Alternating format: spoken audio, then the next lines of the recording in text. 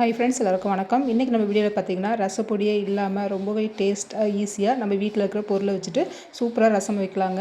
ரொம்ப ஈஸியாக பண்ணிடலாம். டேஸ்ட்டும் பார்த்திங்கன்னா சூப்பராக இருக்கும். கண்டிப்பாக ரசம் பிடிக்காதவங்க கூட கண்டிப்பாக ரசம் சாப்பிடுவாங்க. வாங்க இந்த மாதிரி ரசம் ஒரு டைம் எப்படி பண்ணுறதுன்னு பார்ப்போம்.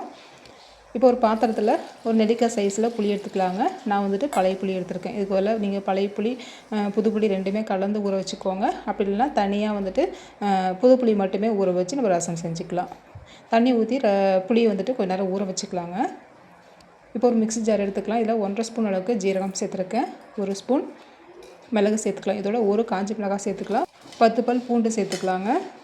சேர்த்துட்டு இதோட கொஞ்சமாக வந்துட்டு கருவேப்பிலை சேர்த்துக்கலாம். ஒரு 5லேருந்து 6 இலை சேர்த்துக்கலாம். இதோட கொஞ்சமாக மல்லி இலை சேர்த்துக்கோங்க. கொத்தமல்லியோட தண்டு பகுதி கூட சேர்த்துக்கலாம், அதுவும் நல்லாயிருக்கும். இதோட 1/2 ஸ்பூன் பார்த்திங்கன்னா வெறும் கொத்தமல்லி, காஞ்ச கொத்தமல்லி இருக்கு இல்லையா, அதை வந்து ஒரு 1/2 ஸ்பூன் சேர்த்துட்டு குறப்பாக அரைச்சிட்டு வந்துடலாம். இந்த மாதிரி மல்லி விதை சேர்த்து நம்ம அரைச்சிட்டு நம்ம ரசம் பண்ணும்போது பார்த்திங்கன்னா ரசம் ரொம்பவே வாசமாக டேஸ்ட்டாக இருக்கும். இங்கே பாருங்கள், இந்த மாதிரி ரொம்ப நைஸாக அரைக்காமல் இந்த மாதிரி 1-2 அரைச்சிட்டு வந்துடலாம். இது ஒரு பாத்திரத்தில் எடுத்து வச்சுக்கலாங்க.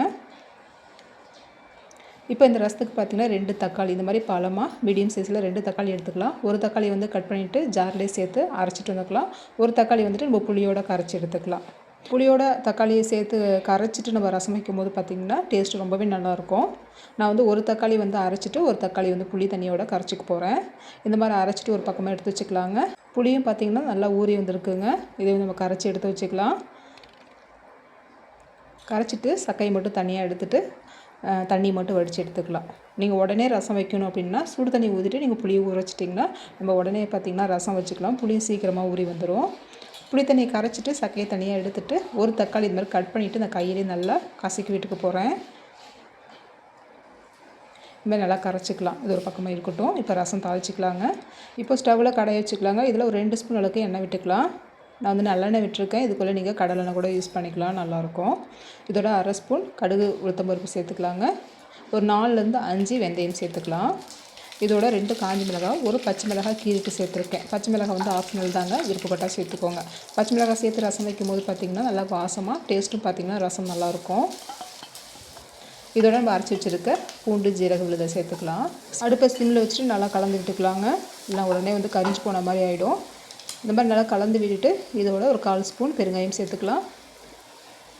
தூளாக இருக்கனால நான் வந்து ஒரு 1/4 ஸ்பூன் சேர்த்துக்கிறேன். கட்டி பெருங்காயமாக இருந்துச்சுன்னா கடுகு பொரியும் போதே லைட்டாக சின்னதாக உடச்சிட்டு சேர்த்துக்கோங்க.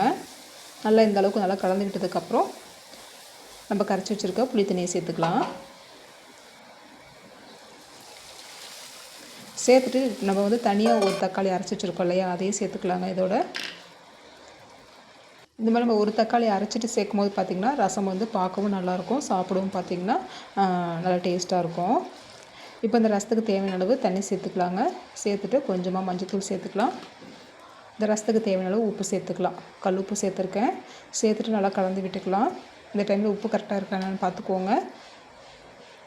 கொஞ்சமாக வந்து கருவேப்பிலை கொத்தமல்லி சேர்த்துக்கலாம்.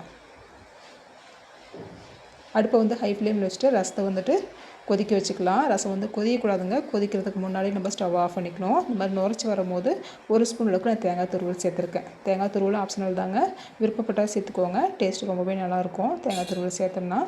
இந்த மாதிரி லைட்டாக கொதி வரும்போது இந்த மாதிரி கலந்து விட்டுட்டு நம்ம ஸ்டவ் ஆஃப் பண்ணிக்கலாம். ரசம் பார்த்திங்கன்னா ரெடி ஆகிடுச்சு.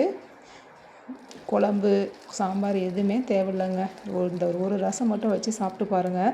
ரசப்பொடி கூட தேவைப்படாது. ரொம்ப ஈஸியாக நம்ம வீட்டில் இருக்கிற பொருளை வச்சுட்டு ஈஸியாக ரசம் வச்சுருக்கோம். டேஸ்ட்டும் பார்த்திங்கன்னா சூப்பராக இருக்கும். ஒரே ஒரு அப்பளம் மட்டும் இருந்தால் போதும், சூப்பராக ரசத்தில் சாப்பிட்டுடலாம். நல்லா சூடான சாதத்தோடு சாப்பிடும்போது ரொம்பவே நல்லாயிருக்கும். கண்டிப்பாக அந்த ரசம் ரெசிபியை ட்ரை பண்ணி பாருங்கள் ஃப்ரெண்ட்ஸ். ட்ரை பண்ணி பார்த்துட்டு எப்படி இருந்ததுன்னு கண்டிப்பாக கமெண்ட்லாம் சொல்லுங்கள். பிடிச்சிருந்ததுன்னா கண்டிப்பாக லைக் பண்ணி ஷேர் பண்ணிக்கோங்க. நம்மளோட வீடியோ தேவி கிச்சன் ரெசிபிஸை புதுசாக பார்க்குறீங்கன்னா கண்டிப்பாக சப்ஸ்கிரைப் பண்ணி வச்சுக்கோங்க ஃப்ரெண்ட்ஸ். தேங்க்யூ.